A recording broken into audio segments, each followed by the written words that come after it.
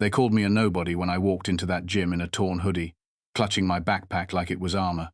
But when the truth came out and the cameras rolled, it was me who walked out with the keys. Like true underdog stories? Like, subscribe, and share for more real justice moments that flip the script. The parking lot was nearly empty when he arrived, the morning sun still hidden behind a haze of concrete and city grime. A low mist hung over the cracked asphalt, and the only sound was the hum of distant traffic and the creak of his old backpack straps. He stood there for a moment, facing the front doors of the gym, feeling the sweat already gathering at the back of his neck. His hoodie was clean but faded, stretched at the cuffs, the zipper long gone. His shoes, a pair of beat-up sneakers with soles barely holding on, squeaked slightly as he took his first steps toward the entrance. He hadn't walked into a gym in over a year, not since everything collapsed. Not since the job loss, the eviction, the string of bad luck that had morphed into survival. He reached into his pocket and pulled out the laminated guest pass. It was a 1-week trial, given out through the downtown shelter, printed in bright colors. The card promised 7 days of unlimited access, like it was some sort of golden ticket. But he knew better. He wasn't there to impress anyone. He just wanted to use the weights, maybe sit in the sauna if no one stopped him. Mostly, he wanted a shower. That was it. A real shower, hot water, clean tile, something civilized. As he stepped inside, the wave of air conditioning hit him hard, cool and artificial. The lobby gleamed with polished tile, sleek counters, and rows of retail gear for sale. Yoga mats, supplements, branded hoodies he could never afford. A woman behind the desk gave him a quick once-over as he approached, her smile polite but stiff. "Good morning," he said, offering the card. "I've got a guest pass." She scanned it quickly, tapping a few keys on her screen, and nodded. "You're all set. Locker rooms are to your right. Let me know if you need anything." He thanked her and moved through the turnstile, trying to ignore the curious eyes of a man filling a protein shaker by the smoothie bar. The gym was already buzzing, people on treadmills, music pulsing from overhead speakers. The machines looked modern, intimidating even, and he walked slowly toward the weights section, clutching the shoulder strap of his backpack like it was a lifeline. He didn't plan to take up much space or time. Just a few sets, maybe some squats, maybe the rowing machine if it wasn't occupied.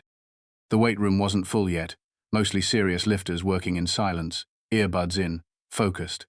He slid onto a bench in the corner and began stretching, minding his business, staying in his lane. The smell of rubber mats and sweat filled the air, a strangely comforting scent. He began to move through a routine he remembered from better days, from when he had a gym membership of his own, a house, a job, a reason to train. His muscles still remembered, even if they were weaker now, slower to respond. He didn't need to be strong today.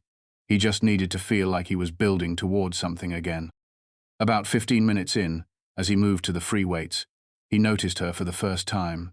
She stood near the mirrors, hands on her hips, her expression sour. She wore expensive leggings, a matching top, and a headband that looked more like a fashion accessory than a workout necessity. She stared at him like he was some sort of intruder, like he'd tracked mud onto her carpet. He kept his head down, finished his set, and moved to the cable machine, pretending not to notice. But her eyes followed. A few moments later, she crossed the room with the sharp clip of athletic shoes on tile, her mouth twisted into a tight, irritated line. "Excuse me," she said, planting herself between him and the weights. He looked up, startled. "Yeah? Are you supposed to be here?" The question hung there, ridiculous in its phrasing, yet coated in a kind of false politeness that barely disguised her disgust. He blinked, then nodded slowly. "I have a pass. I checked in at the front." She crossed her arms. "Well, you're making people uncomfortable." He stared at her, trying to understand. "What?" "I've had 3 people come up to me and say they feel unsafe.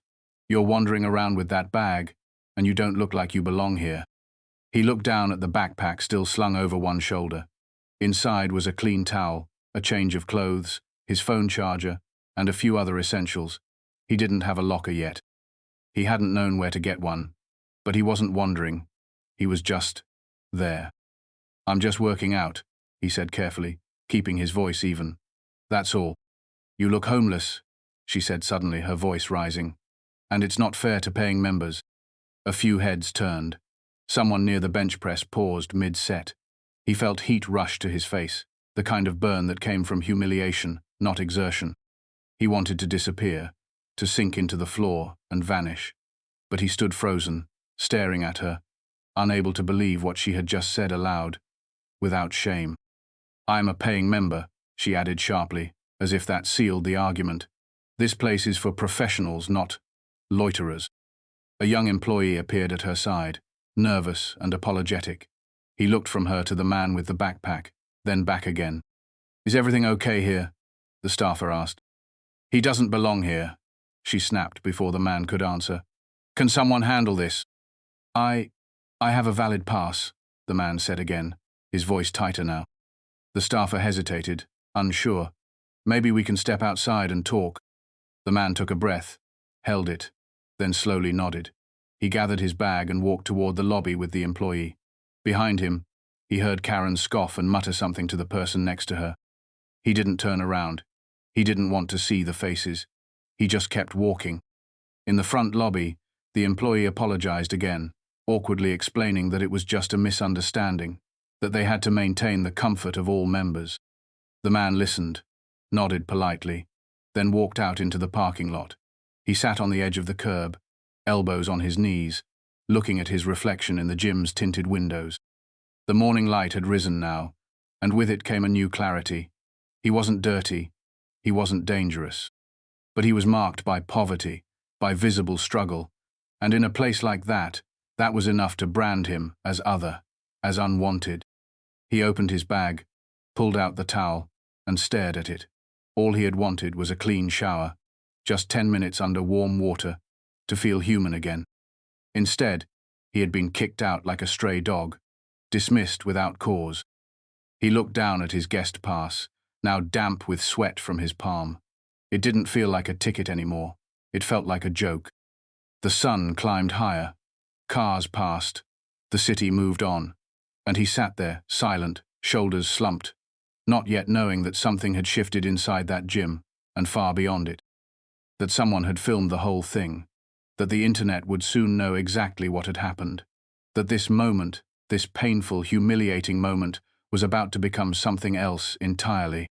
The sun had reached the edge of the parking lot by the time he finally stood up. His back ached from sitting on the curb, and the heat rising from the pavement was starting to sting through the soles of his shoes. He gathered his things without much thought and walked slowly toward his van, the sliding door groaning as he pulled it open. Inside, the familiar scent of old fabric, plastic, and the faint, stubborn trace of a spilled bottle of cologne filled the small space. He sat in the driver's seat without starting the engine, his hand resting on the steering wheel, the other gripping the worn towel that had never made it to the locker room. He didn't cry right away. He sat in silence, shoulders tight, jaw locked, blinking hard against the sting behind his eyes. When the tears finally came, they came without sound. Not sobs. Just wet trails running down cheeks unshaven and sun-worn. He wiped them away with the back of his hand, then cursed under his breath, not at anyone in particular, but at everything. At the woman who had humiliated him, at the staff who didn't bother to ask his side, at the pass in his pocket that had given him a fleeting sense of belonging only to turn to ash. He wasn't supposed to be here, not in this van, not in this situation. Just a year ago, he had a place. A one-bedroom apartment with a small balcony where he used to sit with coffee in the mornings, listening to the birds and planning out his day. He'd had a steady job, working warehouse logistics, moving shipments, and managing schedules. It wasn't glamorous, but it paid the bills and gave him purpose. He was good at it too, never missed a shift. Then came the layoffs. Rumors of automation turned into pink slips. They told him it wasn't personal, just corporate restructuring. His final paycheck was a handshake and a list of job boards. He found temp work at first, then short-term gigs. Nothing stuck. Rent became harder to pay. He sold his furniture piece by piece. The bed went first, then the kitchen table, then finally the couch. The apartment looked more like a moving truck than a home by the end. When the landlord decided to increase rent for new tenants, there was no one to fight for him. He packed what he could into his van and parked it behind the grocery store on 6th Street. For a while, he tried to pretend it was temporary. He kept his clothes folded, made a point of brushing his teeth at the gas station every morning, using baby wipes to clean himself up as best he could. But the days turned into weeks, and the weeks into months, and the city's kindness wore thin. People began to look through him, or worse, around him, like he was invisible unless he was in the way. He had always believed in effort. That if you worked hard, if you stayed honest, the world would eventually meet you halfway. But lately, the world had been giving him silence. And now, today, it had given him shame. He didn't know how long he sat there in the van before his phone buzzed on the dashboard. The screen lit up with a message notification from a number he didn't recognize. He hesitated before opening it. It was a short message, just a single link and the words, "Is this you?" His heart dropped. He tapped the link and was taken to a video posted on a public social media page. The video was grainy, clearly recorded by a phone camera from across the gym, but it captured everything. There he was, standing by the weight machine, backpack slung over his shoulder. And there was her, the woman in the athletic set, jabbing her finger toward him, voice raised. Her words weren't fully clear, but her tone and posture said it all. It was unmistakable. He watched himself speak, saw his own body tense. Then he saw himself follow the staff member out of frame. The video ended there, but the damage or the impact was already done. Below the video were hundreds of comments. People were furious. Some called her Karen. Others criticized the staff for not standing up for him. There were offers of support, people asking if anyone knew who he was. Others posted memes, adding fuel to a fire that was clearly beginning to spread. He didn't know what to think. He didn't feel vindicated. He felt exposed. His phone buzzed again. This time, it was a message from someone local, a name he didn't recognize, but the message was friendly. "Hey, I saw the video. I think you handled that with a lot of grace. I run a podcast about social issues. Would you be willing to come on and tell your story?" He didn't reply. More messages trickled in. A woman from a news blog. A man who claimed to work with a community outreach program. Someone claiming to be a public relations manager offering to shape the narrative. He closed his phone and sat back, heart pounding. The inside of the van suddenly felt smaller than ever, the walls pressing in. He didn't ask for attention. He didn't want to be a symbol or a story. He just wanted to lift some weights and take a damn shower. But the internet had other ideas. That night, he parked near a well-lit area behind a strip mall and wrapped himself in the blanket he kept behind the seat. He could hear the crickets chirping faintly outside, the rumble of a delivery truck pulling into the alley.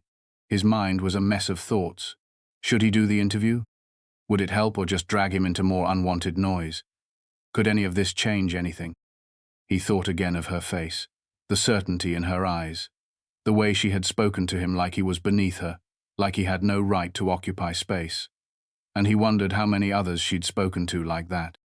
How many people had been driven out of places they were allowed to be, simply because someone else decided they weren't the right kind of person.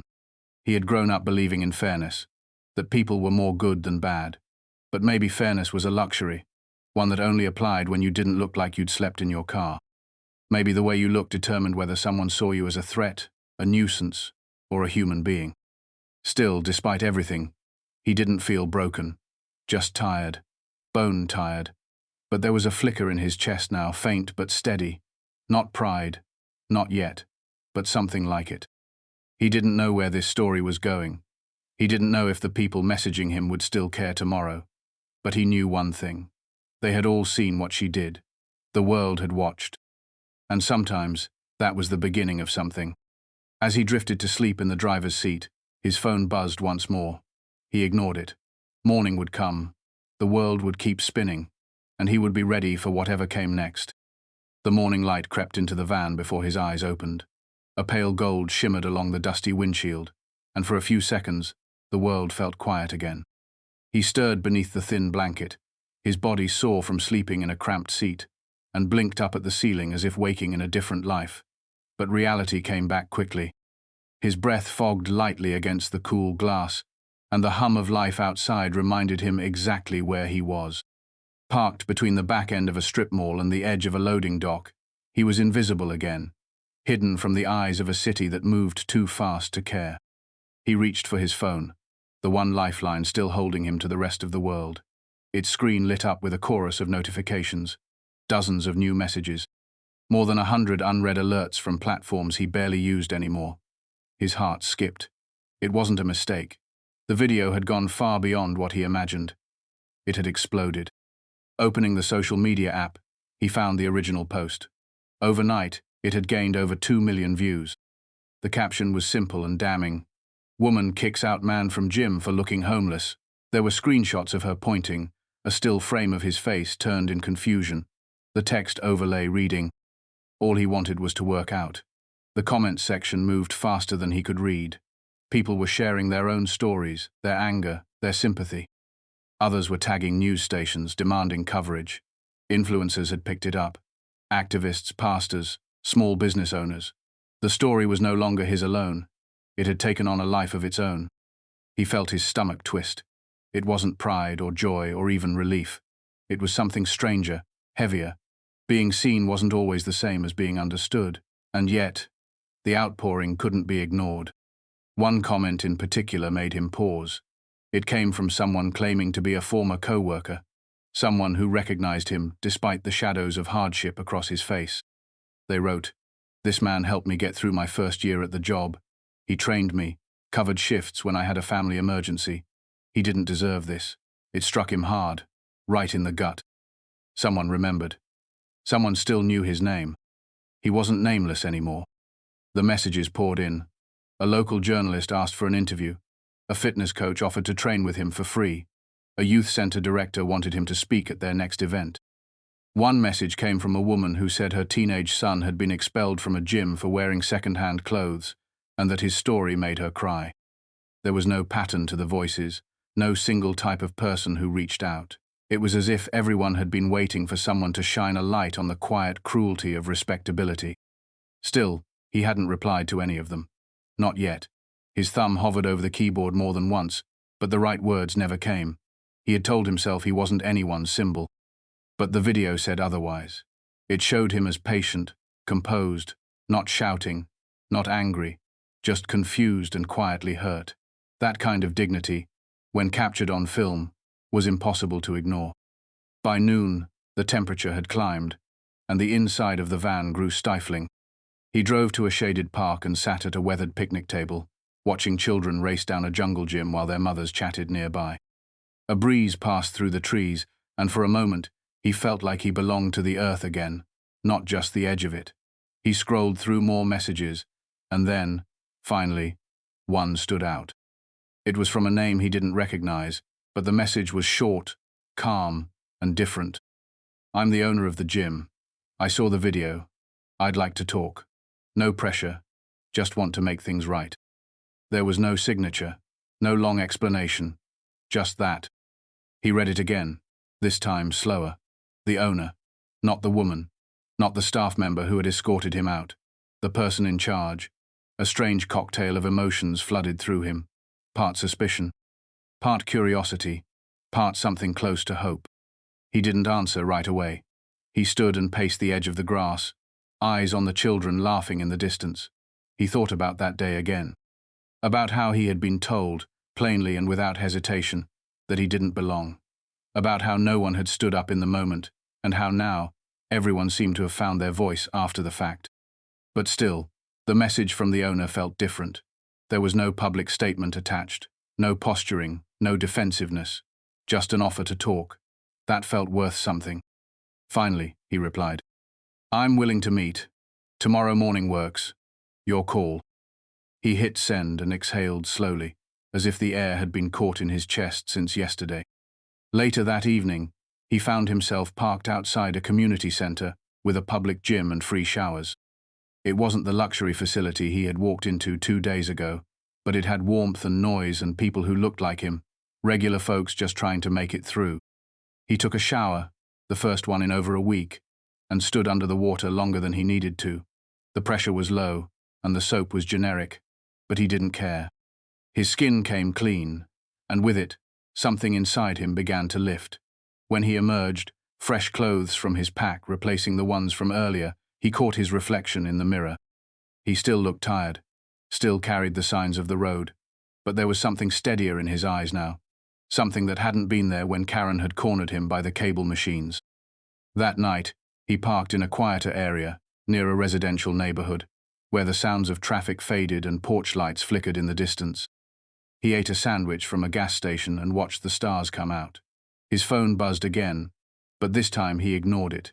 He didn't want to read more outrage or sympathy or encouragement. Not yet. He just wanted stillness. In the quiet, he thought of his younger self, the boy who used to race through fields with scraped knees and grand plans, the teenager who once imagined owning a home, maybe even a gym one day. He thought about how far he had fallen and how far he might yet climb. The story was no longer just his. That much was clear. But maybe, just maybe, that meant it could carry him somewhere new. And somewhere in the city, the owner of that gym was waiting, not with security, not with a clipboard or a warning, but with a conversation.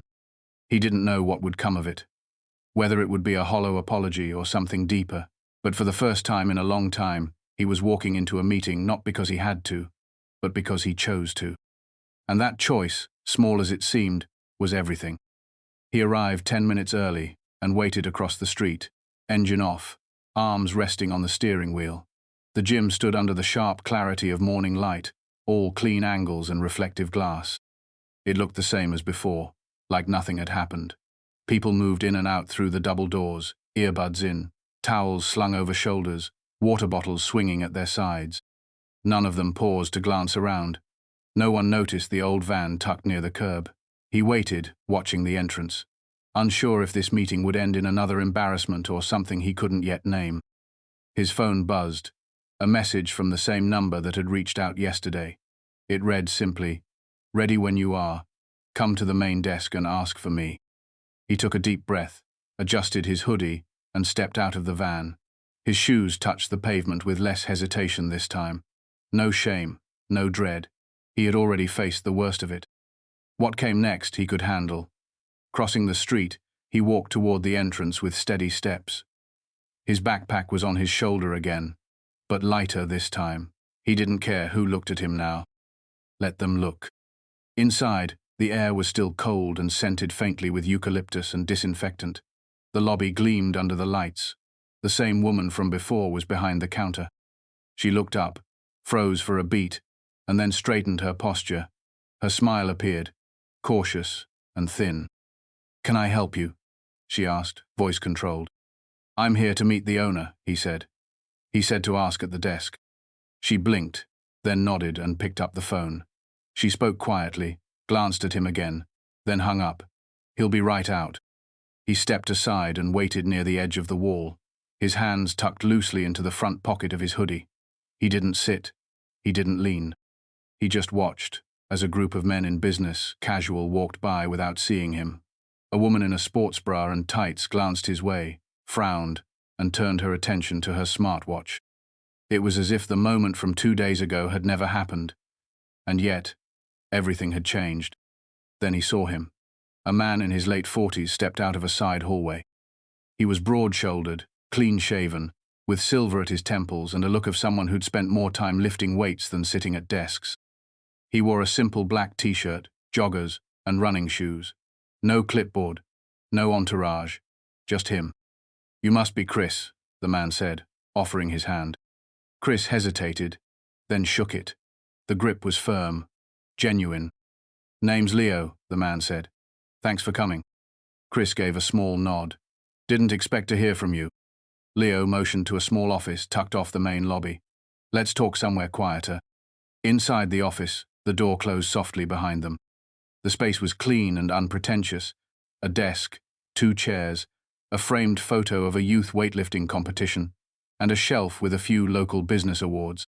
Leo gestured to the chair opposite his and took his seat. "I won't waste your time," Leo began.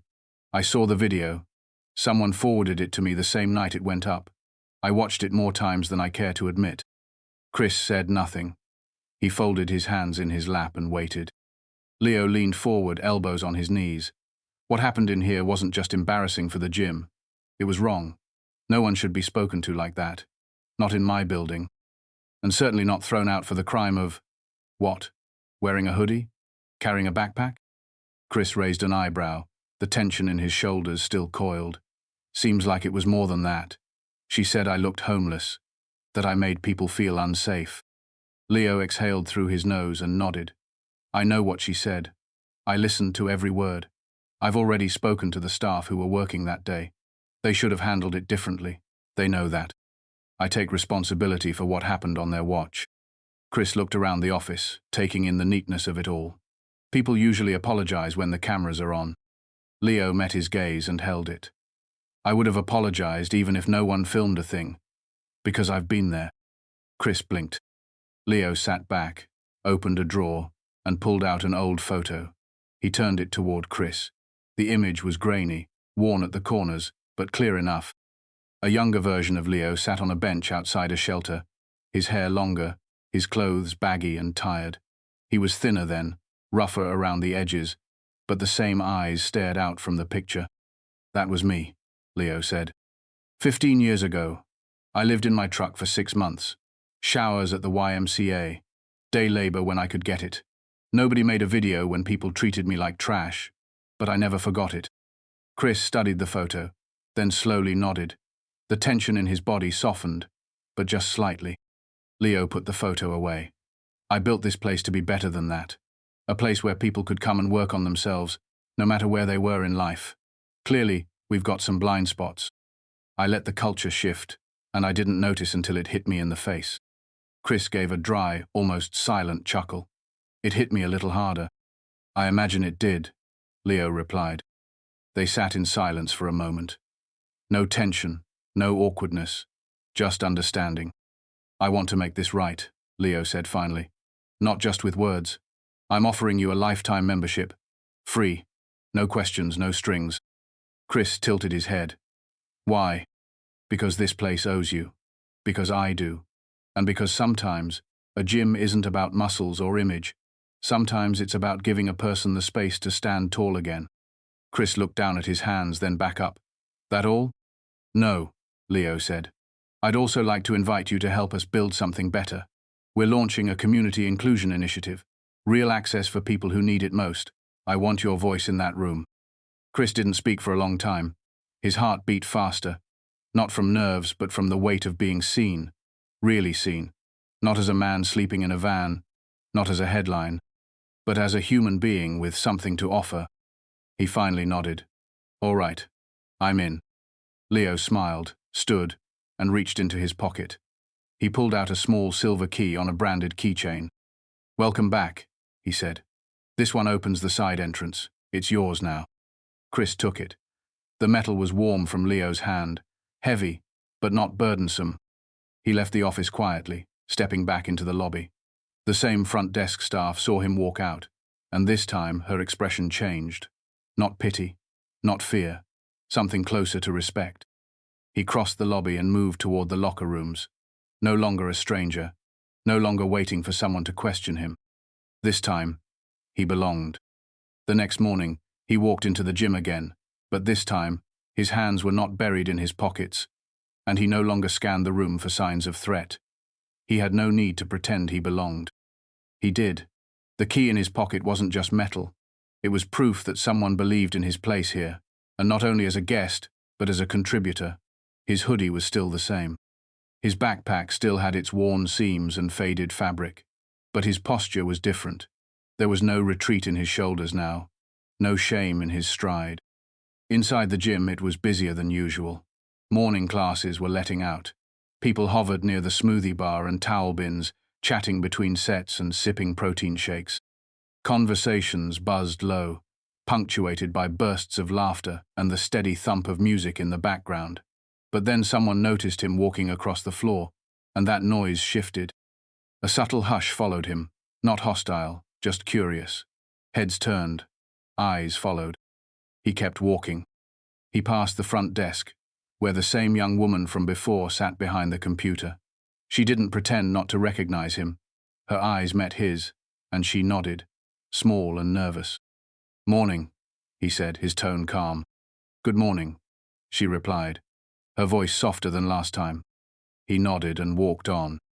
He reached the weights section. Some of the same people were there. Regulars. The kind who always wore coordinated outfits and wireless earbuds, who rarely looked up from their routines unless something disrupted their carefully calibrated atmosphere. He saw one of them pause mid-lift to glance his way, then quickly look away. Someone else elbowed their workout partner, whispering something as they both turned toward him. He heard one of them murmur, "That's him." Still, no one spoke to him. No one moved toward him. But they watched. He was no longer invisible, and he was no longer an inconvenience to be escorted out. He set down his bag by the rack, grabbed a set of dumbbells, and began his warm-up. His breathing found its rhythm. His body, sore but eager, slipped into the familiar motion of repetition. One lift, then another. Muscle memory was a gift. The ache in his arms was different now. It wasn't just pain from strain. It was a signal that he was back in motion. He didn't look at them. He didn't need to. Halfway through his set, someone cleared their throat nearby. He turned and saw a man in his mid-30s standing a few feet away, hesitating with a water bottle in hand. "Hey," the man said. "Saw the video. That whole thing was messed up." Chris nodded. "Yeah. I'm glad you're back." Another nod. Simple. Enough. The man returned to his workout, but the message lingered in the air. Someone had broken the silence. It made a difference. Minutes later, he moved to the cable machine. He had just clipped in the handles when a voice called out sharply from behind. "What's he doing here?" He turned around slowly. Her voice hit the air like a pin in a balloon. Karen. She was dressed in another matching workout set, her high ponytail perfectly pulled back, arms folded across her chest, her mouth twisted in something that wasn't quite disbelief, but certainly wasn't approval. She looked past him, toward the desk, then back again. "He was kicked out," she said, louder now. "Why is he back in here?" Chris said nothing. He didn't need to. Before anyone at the front could respond, another voice rose from behind the cardio machines. "He wasn't kicked out. You tried to kick him out." A younger woman, maybe in her 20s, stepped forward with her phone in her hand. "I was here that day. I recorded what you said." Karen's mouth opened and closed, caught between protest and defense. Her cheeks flushed, but she held her ground. "I felt unsafe. That's not a crime." "You said he looked homeless," someone else added, stepping in from the side. "That's not feeling unsafe. That's judging." A third voice chimed in, and then another. What started as a ripple became a current. Chris stood in the center of it all, watching this unfold around him, no longer the accused, no longer the outsider. The gym that had once turned silent at his presence now spoke up, piece by piece, person by person. Karen's voice faltered. She raised her chin, tried to dismiss them all with a wave. "This is ridiculous. I have a membership I shouldn't have to deal with." Leo appeared before she could finish. He came from the side hallway again. No announcement, no theatrics. Just presence, solid and steady. "Morning," he said, his voice even. Karen turned to him quickly. "Leo, I don't know what you think you're doing, but this is still a place for paying members." He nodded. "It is." "Well, then why is he?" "Because he's one of them," Leo said. Her face twisted. "Seriously?" Leo took a step forward, eyes calm. "You embarrassed this gym. You tried to shame someone for how they looked. You don't get to decide who belongs here." Her mouth opened again, but this time, she didn't find the words. Leo nodded toward the door. "You're welcome to work out here, Karen, as long as you respect the people around you. If you can't do that, we'll refund your membership today." A silence followed. Heavy.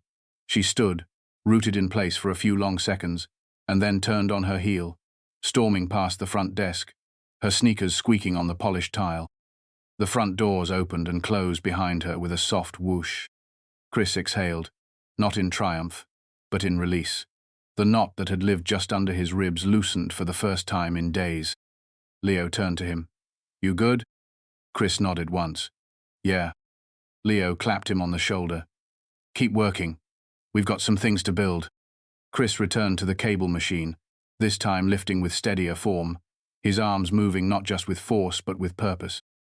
Later that afternoon, Leo invited him back to the office. They sat down again. But this time, the conversation was different. Plans were laid out. Ideas were traded. Chris spoke about the people he used to work with, the youth programs he used to volunteer in, the way gyms had once been safe places for kids in tough neighborhoods. Leo listened. He took notes. He handed over a schedule, asking if Chris wanted to run a few evening sessions starting next month, a mix of strength training and resilience coaching. Not just for paying members, but for anyone who needed a place to start over. Chris didn't answer right away. He looked down at the schedule, then up at Leo. "You sure people want me teaching anything here?" Leo smiled. "I'm sure they need someone like you." Chris folded the paper, slid it into his pocket, and nodded. That night, as he sat in the van parked under a tree just 2 blocks away, he didn't feel the same weight he used to carry. The van still rattled when the wind picked up. His bed was still a back seat. But the difference now was something small and powerful. He had somewhere to be tomorrow, somewhere he was expected, not just allowed. And in that quiet space between the end of one day and the start of another, he let himself smile. He stood in front of the mirror inside the locker room, staring at his reflection while the shower still hissed in the background. His hair was damp, curling slightly at the edges where it used to lie flat from neglect. A clean shave had revealed features he hadn't noticed in a long time. The man looking back at him wasn't some ghost of a former self anymore. He was real. He still carried the lines of hardship around his eyes and the faint hollows under his cheeks, but he looked whole. For the first time in months, he looked like someone coming back from the edge. He pulled on his clothes slowly, feeling the fabric differently now. Everything was the same as it had been the day before. Same worn jeans, same hoodie with the faint fray along the sleeve. But now, the clothes weren't a disguise. They were simply clothes. His presence in the building no longer needed to be justified or explained. He had permission, not from a system or a pass guard, but from the people who mattered. That key in his pocket meant more than access. It meant trust. Leo had given him the weekend to think it over, but he already knew his answer. He was going to help build the program. The moment Leo told him he wanted to start an outreach initiative for people trying to get back on their feet, Chris had felt a jolt of something he hadn't felt in ages. Purpose. It didn't matter how many likes the video got, or how long the attention lasted. What mattered was that the door had opened, and instead of hesitating, he was stepping through it. He met Leo in the back office again, a space that was quickly becoming familiar. The desk had been cleared, and a second chair was pulled up beside it. Leo motioned for him to sit. On the desk were a few folders and an open laptop showing a draft flyer. The title read, "Open Doors Fitness, Community Strength Series." Chris raised an eyebrow at the name. "You came up with that?" he asked. Leo grinned. "Sounded better than Gym for Everyone." Chris leaned in to read the details. The program would offer 3 free sessions a week, led by volunteers and staff, open to anyone with a referral from a shelter, support agency, or community center. There would be mentorship, job board postings in the lobby, and eventually, a shuttle from a few downtown shelters. No judgment, no pressure to pay, just space to breathe. "Where do you see me in this?" Chris asked. Leo turned the screen toward him and tapped the schedule. "Right here, Tuesday and Thursday evenings, Saturday mornings if you're up for it. I want you leading the strength and resilience class. Not just workouts, real talks, life stuff. Nobody can teach it like someone who's lived it." Chris looked at the rows of dates and times, the columns labeled with room numbers and instructors. He imagined standing in front of a group again, like he had when he coached years ago. He could still see the old rec center in his mind, the kids lined up with scuffed sneakers and wide eyes, their attention always hovering just out of reach until he pulled them in. He remembered how they listened when he got real with them. Not with lectures, but with truth. Maybe this new role wouldn't be so different. "All right," he said. "I'm in." Leo nodded like he had expected that all along. The next few days passed in a blur of preparation. Chris helped rearrange equipment in one of the side rooms to make space for small group classes. He unpacked yoga mats and kettlebells, cleaned out shelves, and set up a rack for donated workout clothes. The front desk team was quieter around him now, more respectful. They offered greetings, made room when he passed, and some even stopped to ask for his opinion on things. He noticed the shift, not because it inflated him, but because it revealed something about how people change when they're reminded of someone's story, when they're forced to see the whole person. He didn't talk much about what happened before the gym. Most of the staff knew he had been through something, but only a few knew the whole arc. He was fine with that. He wasn't interested in becoming a public figure or a viral case study. He just wanted to work, to contribute, to leave something standing behind him when he walked away at the end of the day. Late one night, after the gym had emptied out, he stayed behind with Leo to test the audio setup in the small studio room. The lights were dimmed, and the hum of the city barely reached them. Chris sat on the bench, running a cable through his fingers, while Leo adjusted a speaker on the shelf. "Can I ask you something?" Chris said finally. "Shoot," Leo replied. "Why me? There's 100 trainers out there you could have pulled in. Why take a chance on a guy living in a van?" Leo paused, then leaned against the wall, arms folded. "Because those trainers didn't walk in here when it hurt the most. They didn't show up and try to improve themselves when they had nothing left. That's what I want people to see. That even when the world turns its back, you can stand up. You didn't fold. That matters." Chris looked down at his hands, fingers curled slightly from all the years of lifting, hauling, building. He remembered all the times those same hands had gripped the wheel of his van through endless nights, unsure of the next morning. The strength hadn't come from weights. It had come from surviving. He helped Leo finish setting up the room, then turned off the lights on his way out. Outside, the sky was a deep navy, stars hiding behind the haze of city lights. The parking lot was nearly empty, but his van still sat under the same tree, waiting patiently. He climbed in, leaned back, and stared at the ceiling. His body was tired in the best way, the kind of tired that came from building instead of breaking. He reached into the side compartment and pulled out a notebook, a gift from Leo, still mostly blank. He flipped it open and began jotting down thoughts for his first session. He didn't know who would show up. Maybe 3 people, maybe none, maybe a full room, but he would be ready. He wrote the words slowly at the top of the page. "We start where we are. We lift what we can. We keep showing up." It wasn't polished or flashy, but it was honest. And that, he figured, was enough. The first class started quietly, without any announcement or fanfare. No balloons or banners, no reporters at the door. Just a plain whiteboard leaning against the wall with the words, "Open doors, strength and resilience," written in black marker.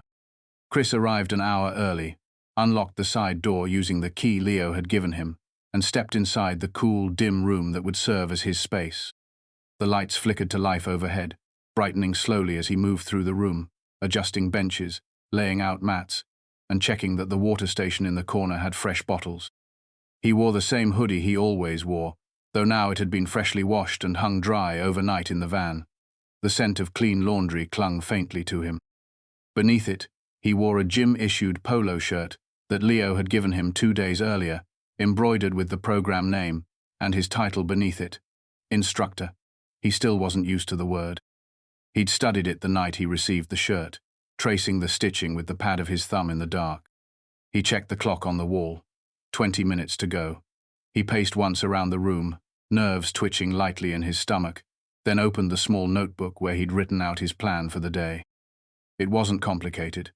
A light warm-up, a few stations, some basic resistance work, but mostly, the session was about breaking the ice. This wasn't about building muscle yet. It was about building trust. At 5 minutes to start time, the door creaked open and a figure stepped inside. A man in his 40s with salt in his beard and a baseball cap pulled low. He had the careful posture of someone used to waiting for permission. His eyes scanned the room quickly, settling on Chris. "This the class?" he asked. "Yeah," Chris said. "Come on in." The man nodded, stepped inside, and took a seat on one of the benches. A few moments later, the door opened again, then again. By the time the clock struck the hour, 6 people had arrived. A woman, in a thrifted windbreaker, with a protective glare. A teen boy, who couldn't have been more than 16, shoulders hunched forward, eyes flicking toward the exit every few seconds. A man with a plastic bag slung over his shoulder instead of a gym bag. Each of them carried something that didn't show up in mirrors or scales. Weariness, hope, doubt. Chris stood in front of them and took a breath. "Thanks for showing up," he began. "I know some of you probably don't feel like you belong here. I know that feeling. I had it too, not that long ago." He told them about what had happened. Not in dramatic detail, but enough. Enough to show that he understood what it felt like to be judged before you even spoke. Enough to make it clear that this room was different. No one was watching them. No one was waiting to kick them out. You don't need fancy shoes. You don't need to know what a deadlift is. All you need is to be here, now. That's enough. The class began slowly. Hesitation hung in the air like a fog. Chris kept it simple. He demonstrated each movement with care, offering alternatives without judgment. He walked the floor gently, correcting form only when necessary, offering nods of encouragement more often than instruction. Bit by bit, the tension eased. By the end of the hour, they were all sweating. Even the kid who had looked ready to bolt stuck around through the cool-down stretch. When Chris offered a closing word of encouragement, a few of them even clapped quietly. No one rushed out. Afterward, as the last participant filed out, the man with the baseball cap lingered. "Thanks," he said. "It's been a while since someone talked to me like I mattered." Chris nodded. "You do." That night, Chris sat in the van longer than usual before driving off. He stared at the ceiling, the events of the day playing on repeat. He could still see their faces, hear the way their breathing changed as they moved from guarded to engaged. He thought of that first moment when he had been told to leave this building. Now he was inviting others in. Word spread quickly, not through viral videos or trending hashtags, but through conversation. People told people. Shelter staff began putting the flyers on bulletin boards. A counselor from a re-entry program brought 3 men the following week. Then came a pair of young women from a transitional housing unit who walked in together with nervous laughter and stood in the back until Chris waved them forward with a quiet, easy smile. The next few weeks felt like a current finally moving in his direction. After each class, Chris would linger, talking with participants, asking what they needed. Some asked for help building a routine. Others just wanted to be heard. More than once, someone stayed behind long after class ended, asking about the gym, the job board Leo had set up in the lobby, or whether there were showers available. Chris answered each question like it mattered, because it did. Leo came by often, standing near the door and watching from a respectful distance. He never interrupted, never tried to direct, just nodded quietly whenever Chris looked over. Once, after a class that had drawn nearly 20 people, Leo pulled Chris aside. "I think we've got something real here," he said. Chris agreed. He could feel it too. This wasn't just about exercise. It was about giving people a reason to hold their heads higher, a place to see themselves in a new light. Some members of the regular gym crowd noticed the changes as well. At first, a few looked uneasy about the influx of new faces. Chris caught them whispering near the front desk once, glancing at the group filing into his class. But Leo handled it without fanfare. He made it clear to every staff member and patron that open doors was part of the gym's future, not a temporary gesture. The code of respect applied to everyone. As the program continued to grow, stories began to circulate. One man found a job through a contact he met after class. A young woman was accepted into a housing program after a counselor noticed her commitment. A teen who had once stood in the back with crossed arms now helped Chris set up the room each week and showed newcomers where to get towels. Chris watched all of it with a mixture of humility and awe. Every success felt personal. Every breakthrough mattered. Each name and face became part of a quiet revolution, one that didn't rely on headlines or applause. It was after the 5th week that Leo brought up the idea of a public event, a community open house, free food, free classes, a way to introduce the program to more people. Chris hesitated at first, wary of turning something pure into something polished. But Leo assured him that the heart of it wouldn't change. "You don't have to say anything," Leo said. "Just be there." Chris considered that. Maybe it was time to stop hiding from the attention. Maybe it was time to stop being the guy who only showed up through the side door. He wasn't the man sitting on a curb outside a gym anymore. He was the man holding the key. And for the first time in years, he was ready to step fully into the light. The first paycheck was small, but when Chris picked it up from the front desk, it felt like gold. He tucked it into his wallet with care, even though it would be gone in a few days. It wasn't the amount that mattered. It was what it meant. It meant his time had value again, that someone believed his work mattered enough to pay him for it. That feeling stayed with him all afternoon as he taught his Saturday class, even as his muscles ached and his voice began to crack from calling out encouragement over the music. After class, he walked to the nearby bank, cashed the check, and put most of the money away. The rest, he took with him to a small clothing shop 2 blocks from the gym. He didn't buy anything flashy. Just a pair of clean black sneakers and a pack of new socks, a fresh t-shirt with no holes. As he carried the bag back to his van, the weight of it was light, but the meaning felt enormous. He wasn't just surviving anymore, he was building. Back at the gym, things kept moving. His classes grew steadily. The front desk started holding more keys for Open Doors members, offering day-use lockers and helping them navigate the facility with ease. Chris worked closely with the other staff now, especially Maya, a young trainer who had once looked at him with curiosity and now greeted him like a partner. She helped him design new routines and encouraged him to submit his own ideas for the gym's website. One day, she pulled him aside and told him that 2 people had signed up for standard memberships after attending his class 3 weeks in a row. "They said they wouldn't have walked in here if it weren't for you," she said. Chris smiled, still learning how to take in praise without shrinking from it. "I'm just showing up, same as them." But the truth was, it was more than that. His presence was reshaping the atmosphere inside the gym. The hard lines that once divided people by income, background, and status were softening. Patrons who had ignored him during his first visit now nodded in recognition. Some even struck up conversations, asking about the Open Doors schedule or complimenting his classes. The man who had once watched him with suspicion near the weight racks now asked for advice on stretching techniques. Bit by bit, something was shifting. One afternoon, Leo called him into the office with a grin on his face. Chris stepped inside, wiping sweat from his brow, unsure what to expect.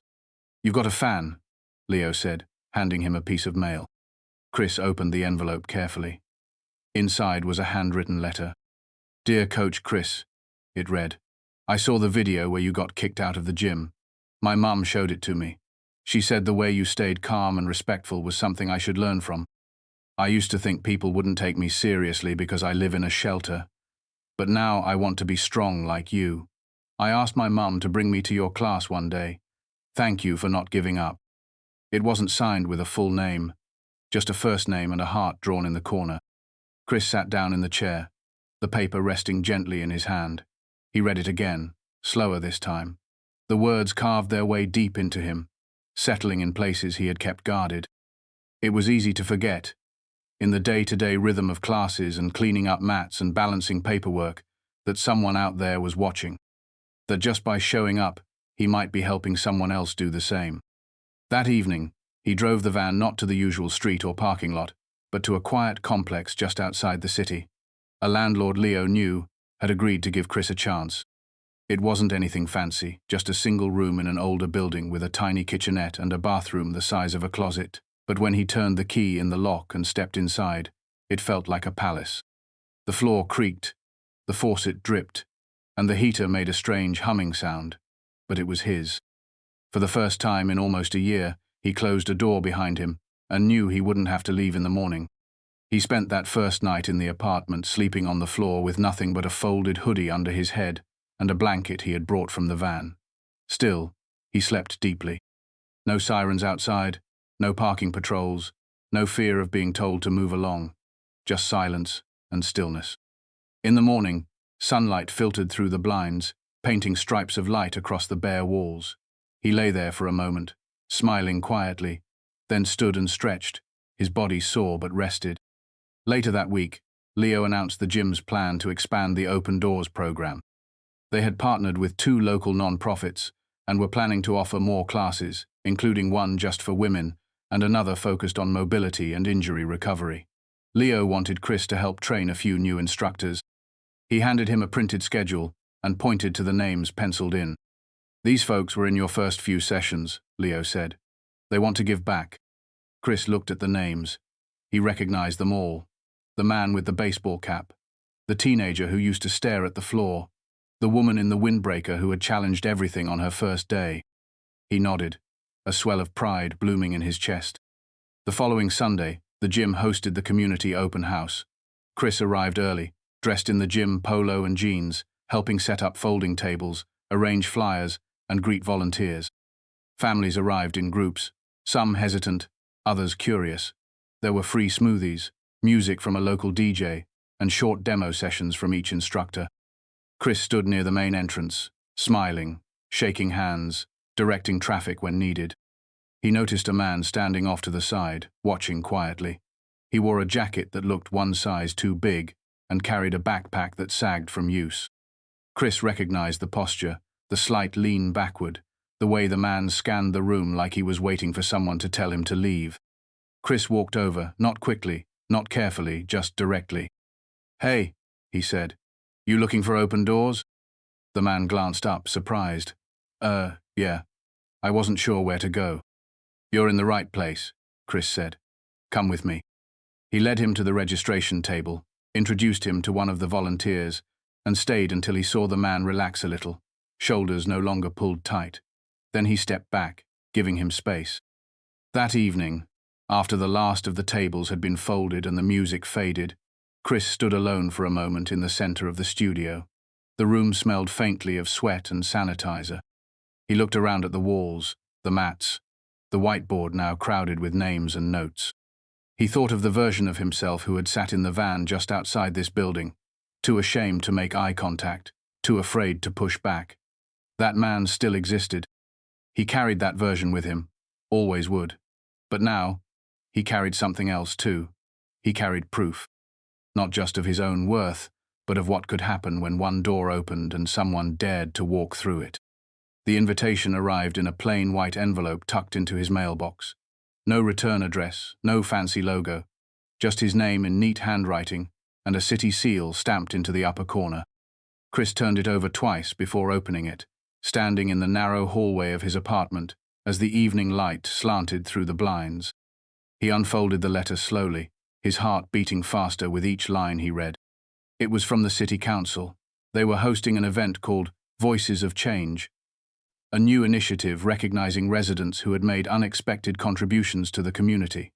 Someone had nominated him. The letter didn't say who, only that his name had come up multiple times.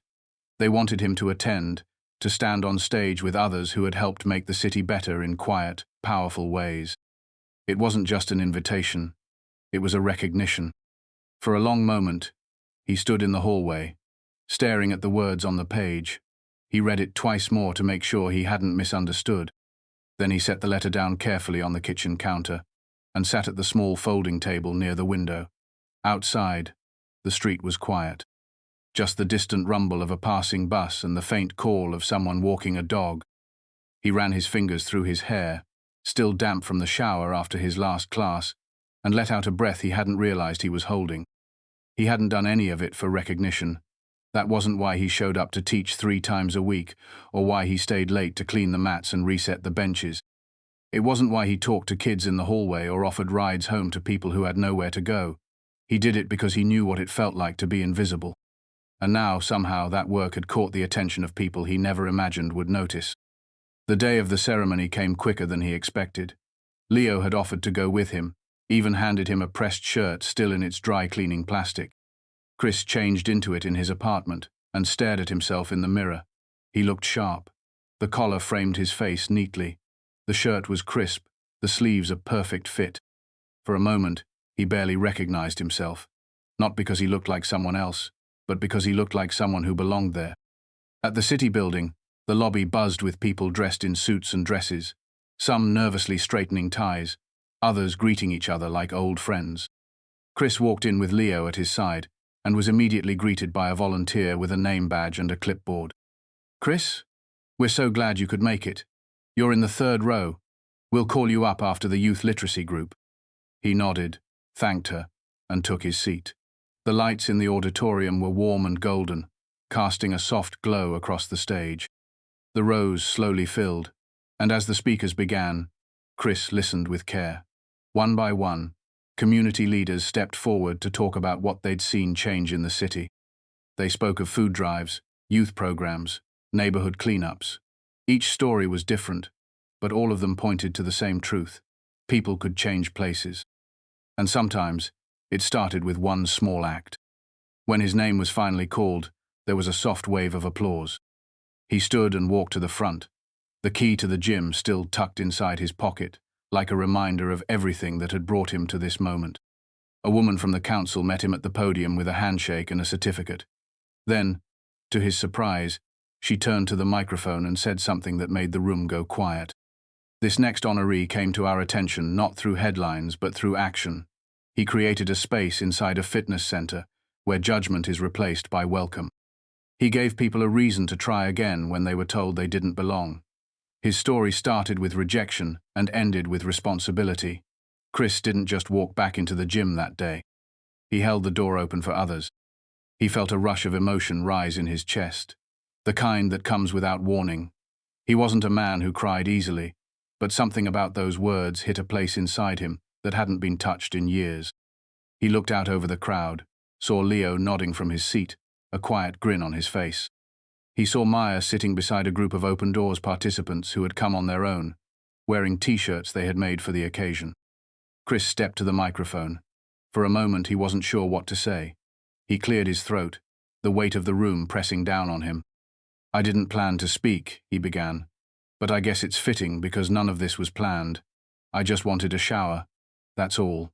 I walked into a gym hoping to clean up, maybe lift a few weights. Instead, I got kicked out because of how I looked, and then someone filmed it. There were soft murmurs in the room, a few nods from those who knew the story. I thought that video would be the worst thing that ever happened to me, but it turned out to be the first good thing in a long time, because people saw it, and someone decided to believe in me, not as a symbol, just as a person trying to start over." He paused, looking down for a moment before lifting his gaze again. "I got a second chance, and I know not everyone does. That's why I try to be that second chance for someone else. I teach a class now. It's not fancy. It's just movement, and listening, and making sure nobody leaves feeling like they're less than human." He nodded once, then stepped back from the microphone. The applause came quietly at first, then grew. Not a standing ovation, not a roar, just honest, sustained appreciation. After the ceremony, people came up to shake his hand. One woman handed him a card and asked if he'd speak at her organization's event next month. A local journalist asked for a quote. He answered as politely as he could, still reeling from the experience. Back at the gym the next morning, he arrived early. He unlocked the side door, turned on the lights, and began setting up the mats for class. Everything looked the same, smelled the same, sounded the same, but something had shifted, not in the room, in him. Leo stopped by just before class started. He walked in holding a small box and set it down on the bench beside the whiteboard. "What's that?" Chris asked. Leo opened it to reveal a brand new keycard and a lanyard. It read, "Co-Director, Open Doors Initiative." "You're not just teaching classes anymore," Leo said. "You're helping lead this now. That cool with you?" Chris stared at the card, at the bold letters, at the symbol of everything he had worked toward. "Yeah," he said, "that's more than cool." That evening, the keycard swung from his neck as he walked the gym floor. He helped a new member find the lockers. He gave tips to a teenager trying the bench press for the first time. He picked up a towel someone had left behind and tossed it into the bin. None of it felt like work. He thought about that curb outside the gym, the day he had sat there, shoulders slumped, staring into the glass like he didn't belong. He remembered how heavy his chest had felt, how alone he had been. Now, every time he looked at the front doors, he didn't see a barrier. He saw an invitation. And this time he was holding the keys. The sidewalk felt different now. It was the same stretch of concrete where Chris had once stood, with his shoulders hunched, hands stuffed into the pockets of a faded hoodie, waiting to see if anyone would believe he belonged. The curb was the same too, worn at the edges and lined with faint oil stains from years of city traffic. Even the tree nearby, with its patchy leaves and crooked branches, still leaned slightly toward the parking lot, like it was listening to everything around it. None of that had changed, but Chris had. He walked slowly past the old parking spot where his van used to sit, the same spot he had claimed night after night like a borrowed piece of earth. Now, when he passed it, he felt a strange mix of memory and gratitude. He didn't feel bitterness anymore, just quiet reflection. It had once been a place of survival. Now it was just pavement. The sun was beginning to lower, casting warm light across the gym's windows. Inside, the last of the day's classes were winding down. He had already finished teaching his final session, a beginner's circuit with a mix of familiar faces and a few first-timers. He'd stayed late to help reset the equipment, refill the towel shelf, and speak with a man who had nervously asked whether it was too late in life to try getting stronger. Chris had told him the truth. It was never too late. The man had smiled and said he'd be back next week. Now, Chris stood just outside the gym entrance, leaning against the brick wall near the doorway. The lobby lights flickered on behind him, casting a soft glow through the glass. Every so often, someone waved to him as they walked past. One of the kids from Open Doors gave him a thumbs up. A young woman from the Saturday class offered a shy smile. Chris returned each gesture with a nod. He no longer felt like an outsider lingering near the building. He was part of it now. He reached into his pocket and pulled out the silver key Leo had given him. He still carried it, even though the new key card did everything the metal key once did. It was worn now, with tiny scratches along the edges from being handled so often. He liked the weight of it in his palm. It reminded him how far he'd come. He had considered framing it once, maybe putting it in a shadow box and mounting it on the office wall, but every time he thought about doing that, he changed his mind. This key wasn't meant to be put behind glass, it was meant to stay with him. A soft breeze moved through the trees, rustling the leaves overhead. He closed his eyes and breathed it in, the scent of city air and fall approaching. It was the kind of moment that made a person pause without realizing why. Then he heard footsteps behind him. Light, hesitant. He turned and saw a girl standing at the edge of the sidewalk. She looked about 17, maybe younger. She wore a jacket that hung past her waist, sleeves rolled up around her wrists, and clutched a small drawstring bag with both hands. Her shoes were clean but worn, and her hair was pulled back into a loose braid that looked like it had been redone in a hurry. She glanced up at the building, then back at him. "Is this the gym?" she asked. He nodded. "You found it." Her shoulders dropped slightly in relief. "Someone told me about a program here, the one that's free." Chris stepped away from the wall and nodded again, more gently this time. "Yeah, it's called Open Doors. You thinking about joining?" She hesitated. "I don't know if I can. I don't have ID or anything. I'm not even sure how long I'll be in this part of town." He took a step closer, his voice steady but kind. "That's okay. You don't need ID today. You don't need to sign anything if you're not ready.